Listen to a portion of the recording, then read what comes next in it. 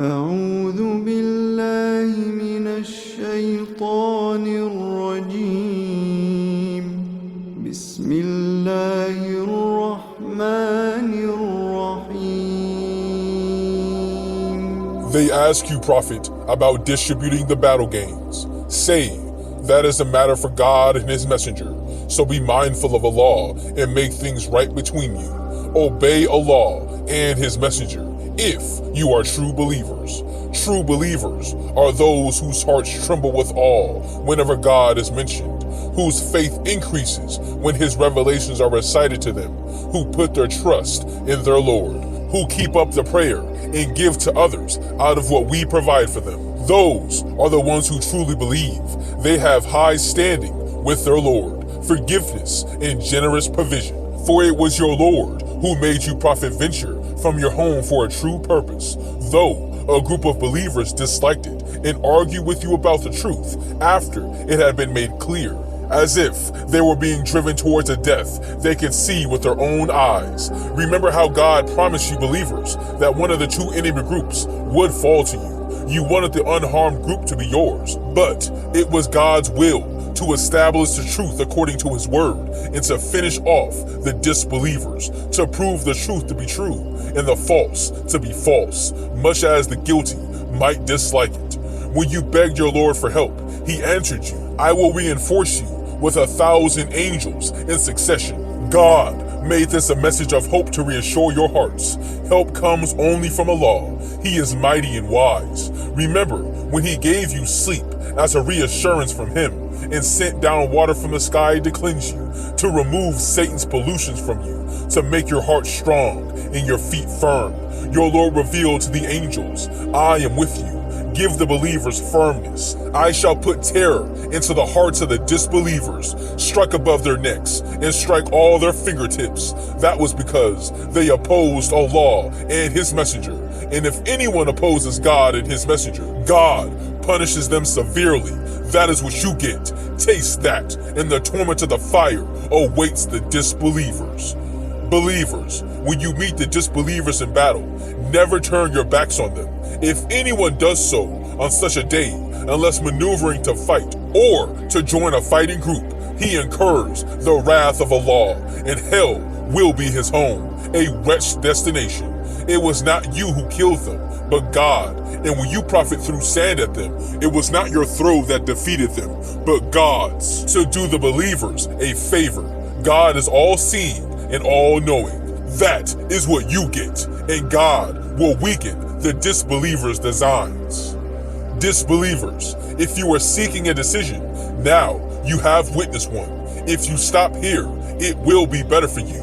If you return, so shall we, and your forces, though greater in number, will be of no use to you. God is with the believers.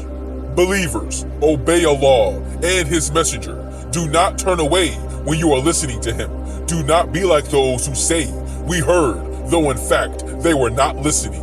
The worst creatures in God's eyes are those who are willfully deaf and dumb, who do not reason. If God had known there was any good in them, He would have made them hear. But even if He had, they would still have turned away and taken no notice. Believers, respond to Allah and His Messenger when He calls you to that which gives you life. Know that God comes between a man and his heart, and that you will be gathered to Him. Beware of discord that harms not only the wrongdoers among you. Know that God is severe in His punishment. Remember when you were few, victimized in the land, afraid that people might catch you, but God sheltered you and strengthened you with His help and provided you with good things so that you might be grateful. Believers, do not betray God and the Messenger or knowingly betray other people's trust in you. Be aware that your possessions and your children are only a test, and that there is a tremendous reward with God. Believers, if you remain mindful of Allah, He will give you a criterion to tell right from wrong and wipe out your bad deeds and forgive you. God's favor is great indeed. Remember, Prophet, when the disbelievers plotted to take you captive, kill or expel you, they schemed, and so did God. He is the best of schemers. Whenever our revelation is recited to them, they say, we have heard all this before. We could say something like this if we wanted.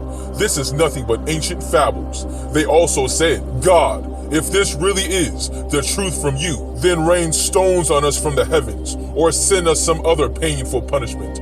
But Allah would not send them punishment while you, Prophet, are in their midst, nor would he punish them if they sought forgiveness. Yet, why should God not punish them when they debar people from the sacred mosque, although they are not its rightful guardians? Only those mindful of Allah are its rightful guardians. But most of the disbelievers do not realize this. Their prayers before the house are nothing but whistling and clapping, so taste the punishment for your disbelief.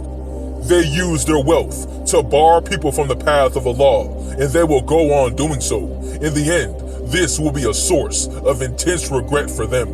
They will be overcome and herded towards hell. God will separate the bad from the good, place the bad on top of one another, heaping them all up together, and put them in hell. They will be the losers. Prophet, tell the disbelievers that if they desist, their past will be forgiven.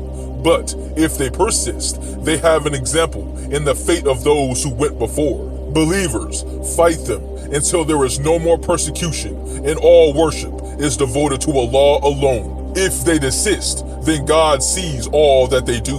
But if they pay no heed, be sure that Allah is your protector, the best protector and the best helper. Know that 1/5 of your battle gains belongs to Allah and the Messenger, to close relatives and orphans, to the needy and travelers, if you believe in God and the revelation we sent down to our servant on the day of the decision, the day when the two forces met in battle. God has power over all things. Remember when you were on the near side of the valley and they were on the far side, and the caravan was below you. If you had made an appointment to fight, you would have failed to keep it, but the battle took place so that Allah might bring about something already ordained, so that those who were to die might die after seeing a clear proof, and so that those who were to live might live after seeing a clear proof. God is all hearing and all seeing. Prophet, remember when God made you see them in your sleep as few? If he had shown them to you believers as many, you would certainly have lost heart and argued about it. But God saved you. He knows the secrets of the heart. When you met, he showed them to you as few, and he made you few in their eyes, so that he might bring about what has been ordained. Everything goes back to Allah. Believers, when you meet a force in battle, stand firm and keep God firmly in mind, so that you may prosper. Obey Allah and his messenger, and do not quarrel with one another, or you may lose heart, and your spirit may desert you. Be steadfast. God is with the steadfast. Do not be like those who came out of their homes full of conceit, showing off to people and barring others from the way of Allah. God has full knowledge of all that they do. Satan made their foul deeds seem fairer to them and said, "No one will conquer you today, for I will be right beside you." But when the armies came within sight of one another, he turned on his heels, saying, "This is where I leave you. I see what you do not, and I fear Allah. Allah is severe in his punishment." The hypocrites and those who have sickness in their hearts said, "These people, the believers, must be deluded by their religion. But if anyone puts his trust in Allah, God is mighty and wise." If only you, Prophet, could see when the angels take the souls of the disbelievers, how they strike their faces and backs. It will be said, "Taste the punishment of the fire. This is caused by what your own hands have stored up for you. God is never unjust to his creatures." These are like Pharaoh's people and those before them who ignored God's signs, so God punished them for their sins. God is strong and severe in his punishment. He did this because God would never change a favor he had conferred on a people unless they change what was within themselves. God is all hearing, all knowing. They are indeed like Pharaoh's people and those before them who denied the signs of their Lord. We destroyed them for their sins, and we drowned Pharaoh's people. They were all evildoers. The worst creatures in the sight of God are those who reject him and will not believe, who, whenever you, Prophet, make a treaty with them, break it, for they have no fear of Allah. If you meet them in battle, make a fearsome example of them to those who come after them, so that they may take heed. If you learn of treachery on the part of any people, throw their treaty back at them, for God does not love the treacherous. The disbelievers should not think they have won.